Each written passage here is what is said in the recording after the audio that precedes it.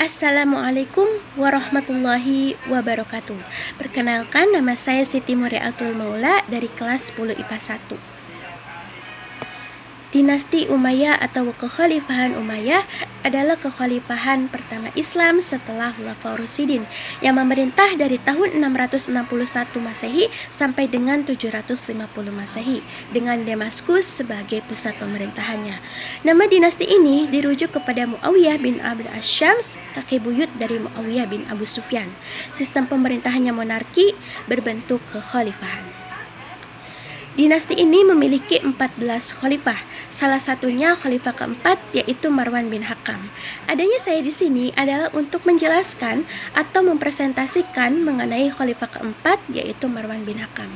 Untuk selanjutnya saya akan menjelaskan mengenai biografi Marwan bin Hakam.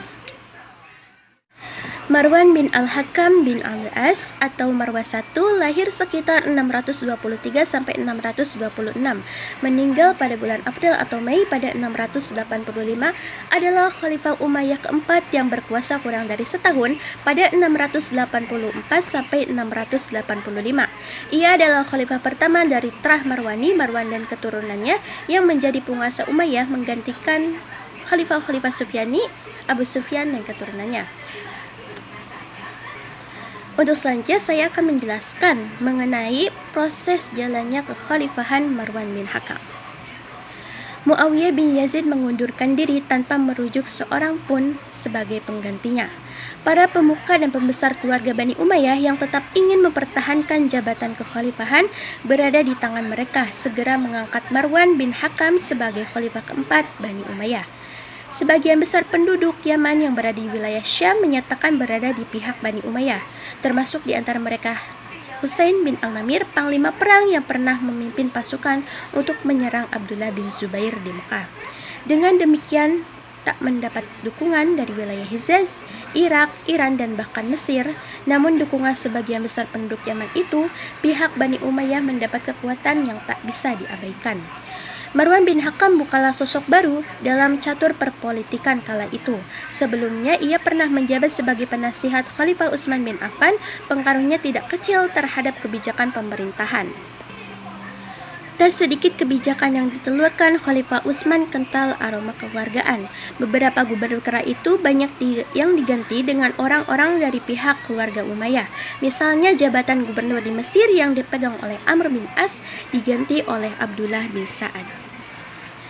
Abu Ubaidah bin Zarah yang berhasil menaklukkan wilayah Syria dan Palestina dari tangan Romawi, jabatannya diganti oleh Muawiyah bin Abu Sufyan. Sa'ad bin Abi Waqqas yang berhasil menaklukkan wilayah Irak dan Iran dari tangan Persia, jabatannya diganti oleh Ziyad bin Abihi. Begitupun dengan beberapa wilayah lain, sebagian besar para pemimpinnya diganti dengan orang-orang dari pihak keluarga Umayyah. Kebijakan ini tidak bisa dilepaskan begitu saja dari pengaruh Marwan bin Hakam, mengingat kondisi Khalifah Utsman yang sudah lanjut usia kala itu. Kebijakan yang tidak terjadi sebelumnya itu melahirkan berbagai ketidakpuasan. Gejolak muncul di beberapa tempat, puncaknya Khalifah Utsman terbunuh. Marwan bin Hakam melarikan diri ke Damaskus dengan membawa pakaian Utsman yang berlumuran darah.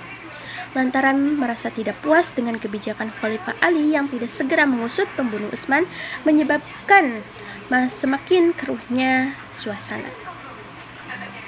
Terjadilah perang Siffin antara Khalifah Ali dan Muawiyah. Dari sana lahir kelompok Khawarij yang merasa tak puas dengan kedua belah pihak serta berniat membunuh Ali bin Abi Thalib, Muawiyah bin Abu Sufyan, dan Amr bin As yang dianggap sebagai penyebab segala kekeruhan. Khalifah Ali terbunuh. Hasan bin Ali yang hanya menjabat khalifah selama beberapa bulan menyerahkan jabatannya kepada Muawiyah. Pada masa inilah Marwan diserahi jabatan gubernur untuk wilayah Hijaz yang berkedudukan di Madinah. Begitu penduduk Madinah menyatakan dukungan kepada Abdullah bin Zubair, Marwan melarikan diri ke Damaskus. Dengan demikian, sosok Marwan bin Hakam tidak begitu diterima oleh para sahabat dan tabi'in kala itu. Bahkan beberapa ahli sejarah seperti Az-Zahari seperti dikutip Suyuti dalam Tarikhul Khulafanya tidak memasukkan Marwan sebagai khalifah. Pertentangan antara pihak Abdullah bin Zubair dan Marwan bin Hakam mencapai puncaknya pada perang pada Perang Marjurohid yang terjadi pada 65 Hijriah. Pada peperangan ini, pasukan Abdullah bin Zubair mengalami kekalahan cukup telak.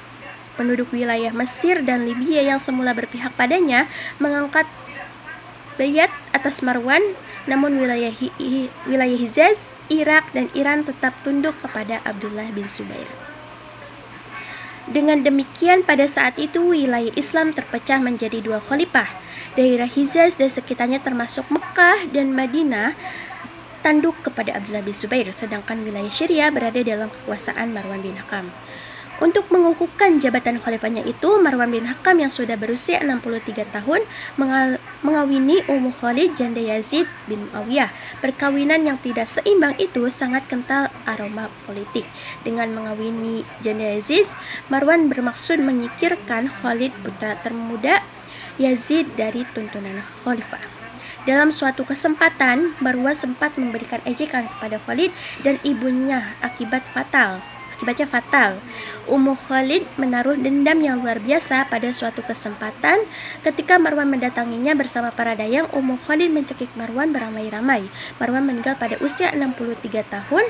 Ia hanya menjabat sebagai khalifah selama 6 bulan 18 hari. Pada masa pemerintahannya tak membawa banyak perubahan bagi sejarah Islam.